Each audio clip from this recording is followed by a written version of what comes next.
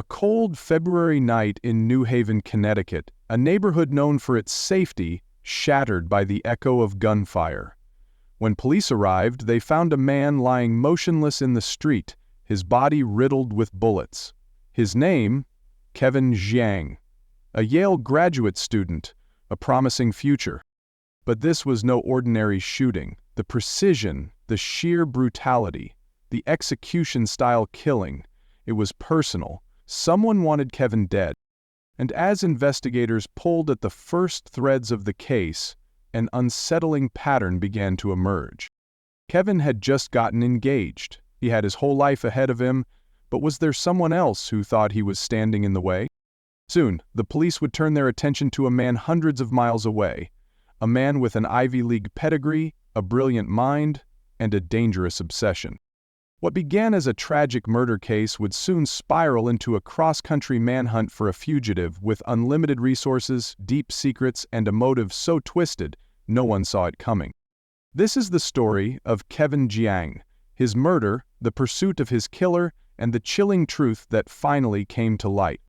Kevin was born in Seattle, Washington, to Chinese immigrant parents who had sacrificed everything to give their son a chance at the American dream. From a young age, Kevin was ambitious, determined, and deeply driven by his faith. He excelled academically and was known for his strong work ethic. He wasn't just bright, he was exceptional. His journey led him to Yale, where he pursued a master's in environmental science, eager to make a difference in the world. He dreamed of using his education to promote sustainability, protecting the world for future generations. Despite the rigorous demands of graduate school, Kevin made time for the things that mattered most. His faith was the cornerstone of his life.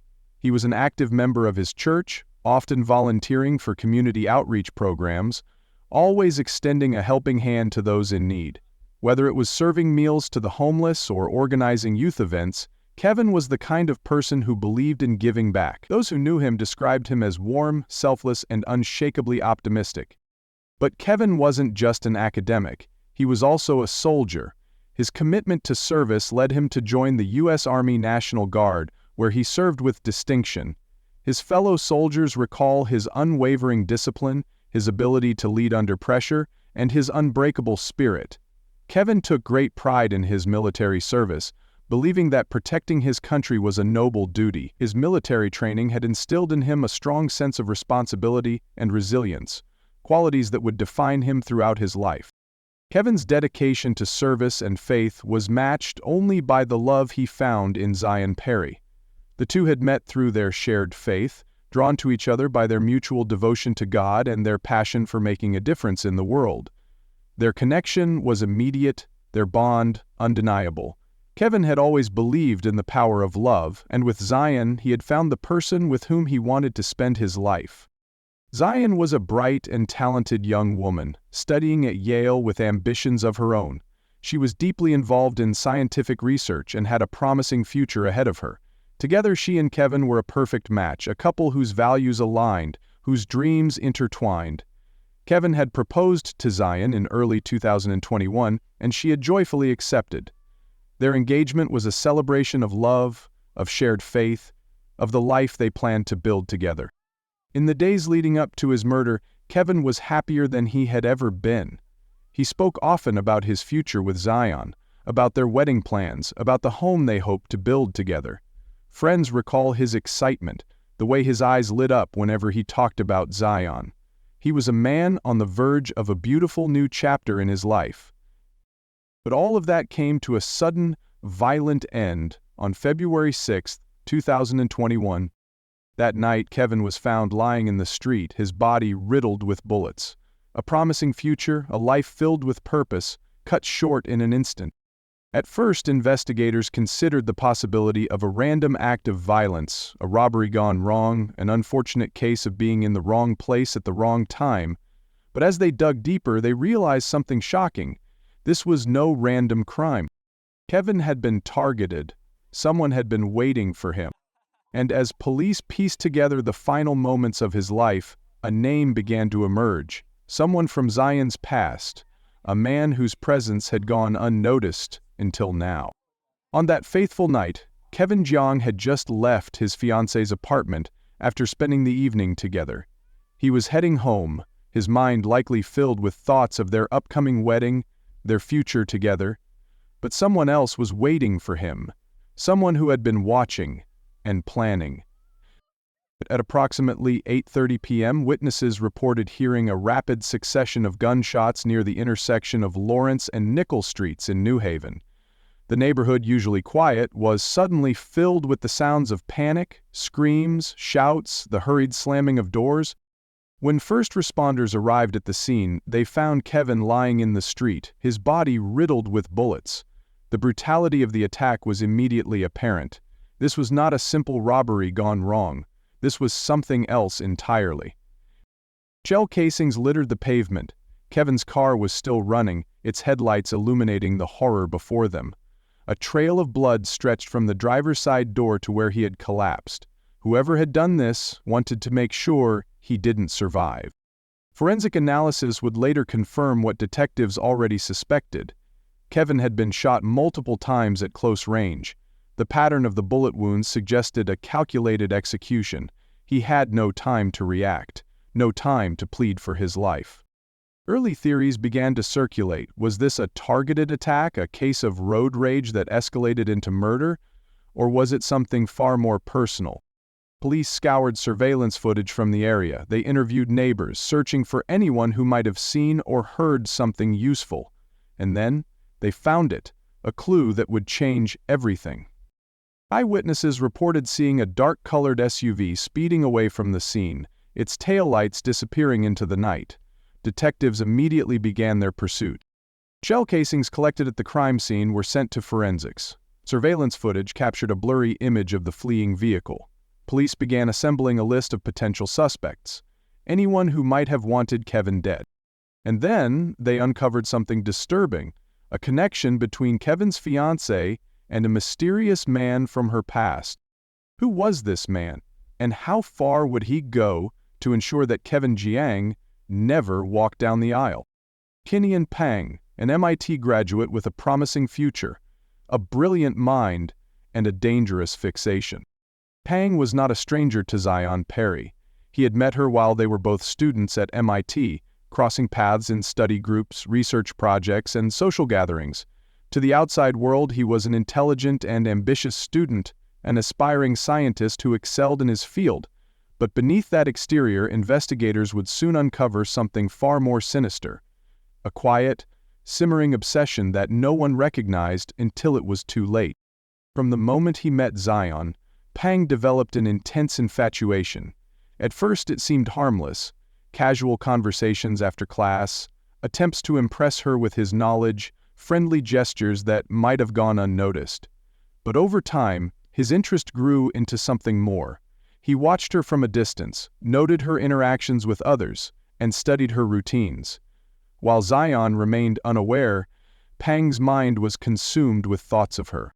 Despite his intelligence and achievements, Pang struggled with social relationships. He was known to be withdrawn, spending more time in front of computer screens and research papers than engaging with peers. He was socially awkward yet highly observant. He had a tendency to fixate on particular subjects, often displaying an almost obsessive need to understand and control. Zion, unknowingly, had become one of those subjects. Then, something changed. Zion moved on. She left MIT, transferred to Yale, and began a new chapter in her life. She met Kevin Jiang, they fell in love, and in early 2021, they became engaged. For most people, this would have been nothing more than an old acquaintance moving on with life. But for Pang, it was a breaking point. His once quiet obsession turned into something more dangerous: presentiment, jealousy, and an overwhelming sense of rejection. To him, Zion's engagement to Kevin was a betrayal, a confirmation that she had never seen him the way he saw her, that she had chosen someone else over him. Investigators scoured Pang's digital footprint, piecing together a disturbing pattern. Internet searches about Zion's life at Yale, social media activity that suggested he had been tracking her engagements, search queries about firearms, ballistics, and untraceable weapons, messages drafted but never sent, filled with unspoken rage. As detectives combed through Pang's online history, they began to build a picture of a man who had spent months, if not years, fixating on Zion, unable to let go of his perceived claim to her. Then, they looked into his actions leading up to the night of Kevin Jiang's murder. Security footage from a nearby parking lot showed a vehicle circling the block several times, once in the afternoon, again after dark. The driver never got out. He never parked. He just watched. Half-hour after Jiang's murder, 2 different 911 calls were made to nearby North Haven police. The first, a motorist had gotten stuck on a desolate, snow-covered railroad track outside a scrap metal yard he had accidentally driven into, he said, while looking for a nearby highway entrance. The motorist, Chinian Pang, was from Malden, Massachusetts.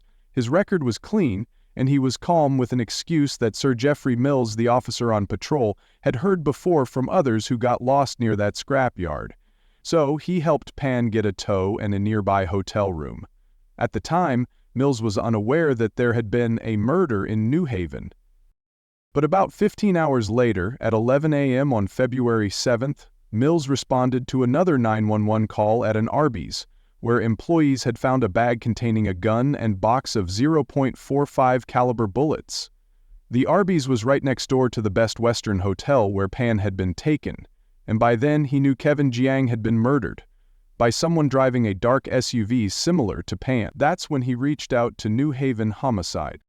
It turned out Pan had checked into the hotel but never stayed there. And when Zaweski, homicide detective, sent detectives to Malden, where Pan went to Massachusetts Institute of Technology, MIT, and lived with his parents, no one was home. Records showed that Pang had rented a car in Massachusetts just before the shooting, and it was returned only hours after Kevin was gunned down. Detectives now had evidence that Pang had been near the crime scene before the murder. But what was his exact motive?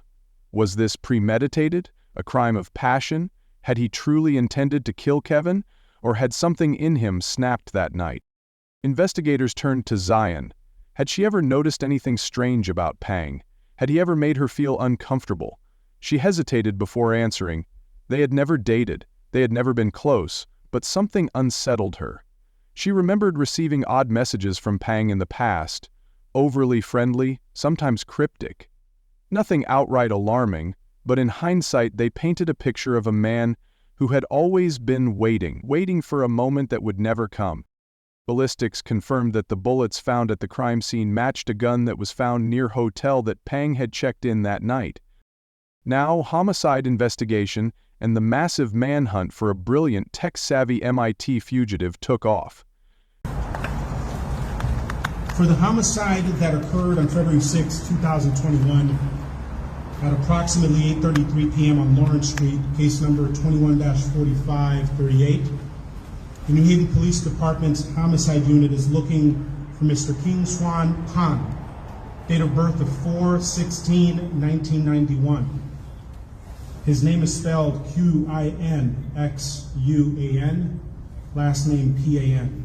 Again, date of birth 4/16/1991. U.S. Marshals joined the case and learned that Pan's family had access to millions of dollars in assets. Pan was missing, and they worried he might be trying to flee the country. The pressure was on. The Marshals galvanized their vast resources to track down Pan. They noticed Pan's parents had withdrawn large sums of cash and that they had taken a long trip south with their son right after the murder. When the parents had been stopped in Georgia, they were in the car, but their son was gone. They said he'd simply gotten out of the car and walked away, and they didn't know where he'd gone. Investigators were skeptical. They would go to the ends of the earth to help support and hide him, said Matthew Duffy, a supervisor of the U.S. Marshals Fugitive Task Force in Connecticut. The Marshals focused in on the parents as their way to find Pan. They knew finding him would take patience, as they utilized all their surveillance techniques to track the family. Weeks went by, but eventually their patience paid off. Pan's mother finally made a mistake that would lead the Marshals straight to her son. She made a phone call from a hotel using a clerk's phone.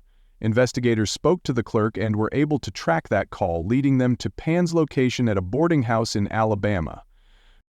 They went there with a small army, Duffy said, around 20 guys. He just came out and said, "I'm who you're looking for."